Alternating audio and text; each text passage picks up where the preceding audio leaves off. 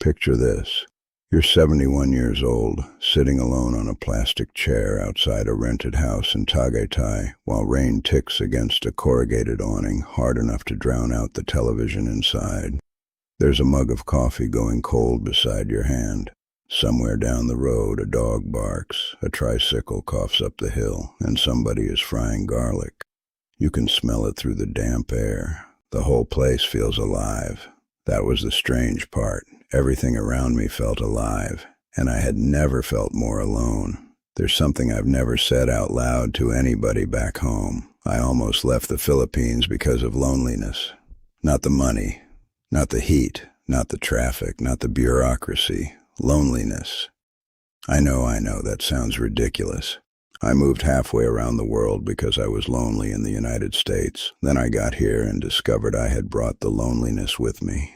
My name is Harold Mercer. I'm 71 now. I grew up outside Toledo, Ohio, and spent 38 years working maintenance at a municipal water plant. Pumps, motors, valves, emergency calls at 2 in the morning. That was my life. I married my wife, Linda, when I was 24, and for 43 years there was always another person in the house. Even when we weren't talking, she was there. You could hear a cupboard close. You could hear her slippers on the kitchen floor. You could hear her laugh at something on television from the other room. Then she got sick. Cancer moved fast. 11 months from the first appointment to the funeral. 11 months. After that, the house changed. Same furniture, same refrigerator hum, same clock over the stove, but the silence had weight to it. I would wake up at 4 in the morning and swear I heard her turning over in bed. I'd reach across without thinking, and my hand would land on cold sheets. For the first year, people checked on me. Neighbors brought casseroles. My daughter called every night. Men I had worked with invited me to breakfast. Then life did what life does. Everybody went back to their own schedules. My daughter had 2 kids, a job, a mortgage, a husband who traveled. My old coworkers were either still working or dealing with their own health problems. Nobody abandoned me. That's important. But being loved and being included in somebody's daily life are not the same thing. I sold the house 2 years after Linda died. There was no dramatic collapse, no foreclosure notice, no disaster. I could have stayed. My Social Security and pension together gave me a little under $2,900 a month. On paper, I was fine. In practice, I was spending almost $1,800 before I had bought groceries. Rent on a smaller apartment, car insurance, Medicare premiums, utilities, phone, property storage because I couldn't bring myself to throw away half our life. I was surviving comfortably enough, which is a very different thing from living well. I tried everything before I left. That's another thing people don't tell you. A move overseas can look impulsive from the outside, even when it comes after 2 years of trying not to go anywhere. I joined a senior center. I lasted 3 weeks. Nice people, but I felt like I was attending somebody else's life. I volunteered at a food pantry. I went to church more often. I bought a used fishing boat with a friend and discovered I didn't actually enjoy fishing nearly as much as I enjoyed the idea of having somewhere to be on Saturdays. I even tried one of those dating sites for people over 50. I lasted 4 days on that. The worst hours were from about 5 in the afternoon until 9 at night. That used to be dinner, dishes, a show with Linda, maybe a phone call with our daughter. After she died, those 4 hours became a canyon. 4 hours, every day.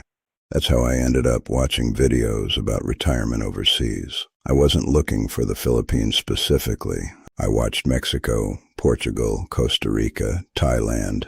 Then one night I clicked on a video from a man living in the Philippines who showed his monthly expenses. He wasn't in a resort. He wasn't pretending to be rich. He was standing in a small kitchen talking about rent, groceries, electric bills, and what he spent on coffee. That caught me. Regular life, that's what I wanted. I wasn't chasing some fantasy. I wanted a place where regular life still felt possible on my income. I went down the rabbit hole: expat forums, Facebook groups, cost of living videos, visa information, medical insurance discussions, arguments about which city was best, Americans complaining about things that sounded trivial, Americans praising things that sounded too good to be true, Filipinos correcting Americans who thought they understood the country after 3 months. I read all of it. Tagaytay kept coming up, but not as often as Manila, Cebu, or Dumaguete. That made me curious. Cooler air, hills, views of Taal Lake, close enough to Metro Manila when you needed something, but not right in the middle of it. I booked a 3-week visit and told my daughter it was only a vacation. I lied. I already had 2 suitcases half-packed for a move. The first morning I woke up in Tagaytay, the air surprised me.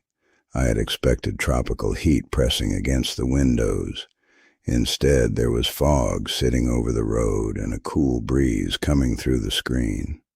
I walked to a little bakery before 7 and bought pandesal still warm enough to steam. When I tore it open, jeepneys rattled past. School children in uniforms were laughing near the roadside. A woman behind the counter called me sir and smiled like she had all the time in the world. I thought, this is it. That thought is dangerous. Not because Tagaytay was wrong for me. It wasn't. Because I decided in about 48 hours that a place could fix something inside me that I hadn't fixed myself. 6 months later, I signed a lease on a modest furnished place down a side road, not fancy, but clean. 2 bedrooms, tiled floors, little covered area out front, enough kitchen for 1 person. The rent was 23,000 pesos a month, about $410 at the exchange rate I was getting then. 23,000 pesos, about $410. Back in Ohio, the apartment I had moved into after selling the house was costing me more than 3 times that. My electric bill here was lower most months. I stopped owning a car. Fresh fruit was everywhere. I could buy lunch at a small local place for less than I used to spend on a fast food combo back home. Financially, I felt like somebody had loosened a belt around my chest. And that's when the loneliness got worse. People imagine loneliness as nobody being around. That isn't how it worked for me. I was surrounded by people. I heard families talking over meals. I saw 3 generations riding together. I watched neighbors call to each other across the road. I'd walk into a restaurant alone and see tables packed with cousins, children, grandparents, friends. The loneliness came from contrast. Back home, I could tell myself everybody was isolated. Here, I was watching connection happen right in front of me. For the first month, novelty covered it up. I had errands, SIM card, banking questions, immigration paperwork, figuring out transportation, learning which grocery store carried the coffee I liked, trying foods I couldn't pronounce. Every day had a task. Then I got settled. That's when the walls got quiet. I would wake up at 6, make coffee, sit outside, check the news from Ohio, message my daughter, eat breakfast, and suddenly it was 8:30 with nothing scheduled until bedtime. I started stretching errands just to give the day shape. I would walk through a supermarket for 40 minutes to buy toothpaste. I would sit over 1 cup of coffee so long, the staff probably thought I had nowhere else to go. They would have been right. The time difference didn't help. When I wanted to talk, people back home were asleep or busy. When my daughter was free, I was often getting ready for bed. We still spoke, but not naturally. Everything had to be scheduled. There is something different about a scheduled call. You love the person just as much, but you begin saving things to say. Ordinary life becomes a report. Then came my first birthday here. I turned 68. I had been in the Philippines a little over 5 months. My daughter mailed a card weeks early so it would arrive on time. It didn't. She called me that morning. My grandchildren sang happy birthday through a phone screen. I smiled. I told them I had plans. I didn't have plans. At noon, I walked to a restaurant and ordered grilled chicken, rice, and a San Miguel. The server asked if I was waiting for someone. I said no, just me. She nodded, perfectly normal, nothing cruel about it. But that question hit me so hard, I went back to the house before I finished the beer. That afternoon, rain rolled in. I sat under that awning I told you about, listening to water hammer the metal roof. And for the first time since I arrived, I looked at flights home. Not casually. I had my credit card on the table. I found a one-way ticket. I entered my name. I got all the way to the payment screen, and then something embarrassing happened. I started crying over a mug of instant coffee. Not because I missed America exactly. I missed being known. There's a difference. I missed walking into a room where somebody already knew my stories. I missed not having to explain who Linda was. I missed people who remembered me at 30, 40, 50. I missed being able to say, remember that Christmas when the furnace went out, and have somebody laugh before I finished the sentence. You can move to a country where people are warm and welcoming and still discover that warmth is not the same thing as history. That was the lesson I had not researched. I researched rent. I researched visas. I researched hospitals. I researched weather. I did not research what it feels like to become a stranger at 70 years old. I didn't buy the ticket that day. I wish I could tell you it was because of some great moment of courage. It wasn't. I was too tired to make another major decision. So I closed the laptop and told myself I would decide in the morning. The next morning, I walked to the bakery I had been visiting several times a week. The woman who usually worked the counter looked at me and said, "You weren't here yesterday." That was it. 5 words. I almost laughed at how much they meant to me. Somebody had noticed I was missing. Her name was Maribel. Everybody called her Ate Maribel. I had heard other customers say it, so eventually I did too. I told her it had been my birthday. She disappeared into the back and came out with 2 small pieces of ensaimada in a paper bag. She refused to let me pay for them. Then she asked how old I was, laughed when I told her, and said I was still young enough to walk more, so I did. That bakery became my first anchor, not because Maribel became my best friend. She didn't. That's not the point. She became part of my routine. And routine is where belonging starts. A week later, I met Ben, a Filipino man in his 60s who had worked on ships for years. We kept seeing each other at the same coffee place. First we nodded, then we talked about weather, then engines, then American baseball, which he knew more about than I did. One morning he asked why I always sat alone.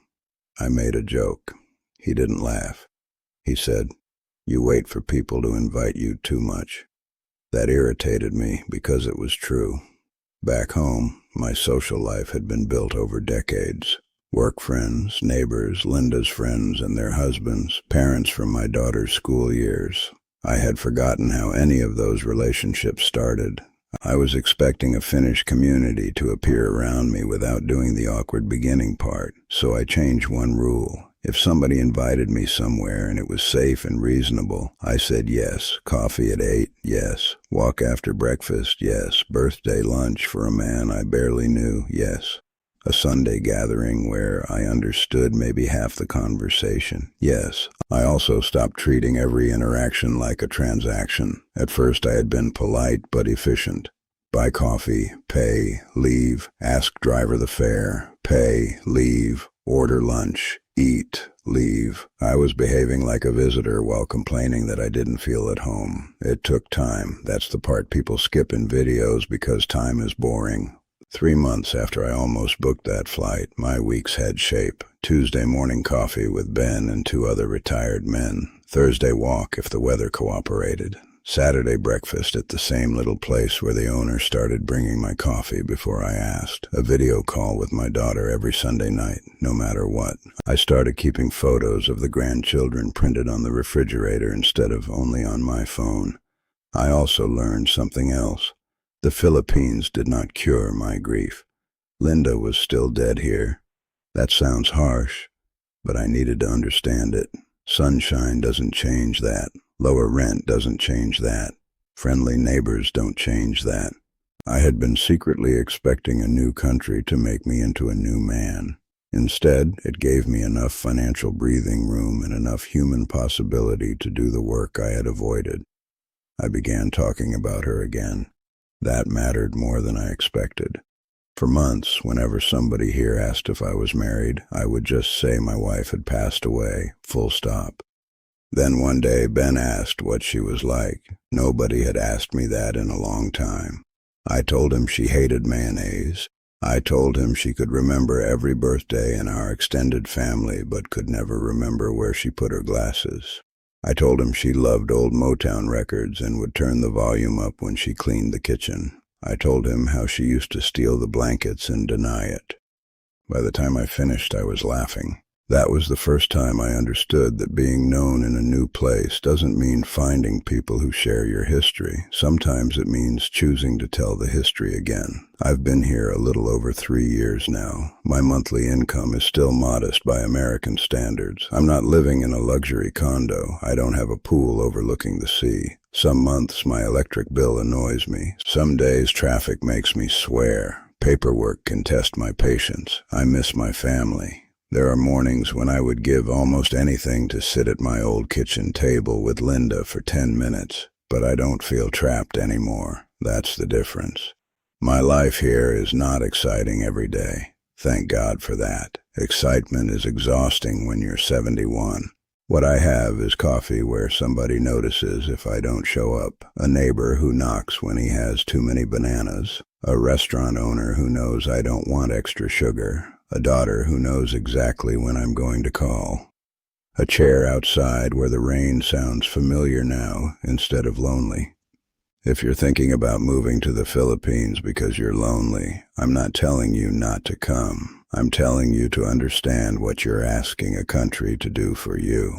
A country can lower your expenses. A country can change your weather. A country can give you new streets, new food, new sounds, new routines, new people. It cannot automatically give you belonging. You have to build that. And at our age, building can feel humiliating because we're used to being established. We're used to having a doctor who knows our history, a barber who knows how we like our hair, a neighbor who remembers our kids when they were little. Starting over means asking basic questions again. It means getting lost. It means sitting alone sometimes. It means introducing yourself first. That can do something to your pride. It can also save you. If I could talk to the man I was before I moved, I wouldn't tell him to stay in Ohio. I would tell him to stop imagining the Philippines as an escape hatch. I would tell him to bring more than money and paperwork. Bring patience, bring humility, bring a plan for your empty hours. Bring a willingness to be the one who says hello twice. Bring enough courage to become a beginner again. And I would tell him this: when the loneliness hits, don't immediately assume you made the wrong move. Sometimes loneliness is not a verdict. Sometimes it is the space between the life you left and the life you haven't built yet. I still sit under that same awning when the afternoon rain comes down. Same plastic chair, same damp air, same smell of garlic drifting from somewhere nearby. But now, every so often, somebody calls my name from the road. Ben might be walking past. Maribel's nephew might wave from a motorcycle. My phone might ring because my granddaughter wants help with a school project she assumes I understand. The rain sounds different when you know somebody will notice if your chair is empty,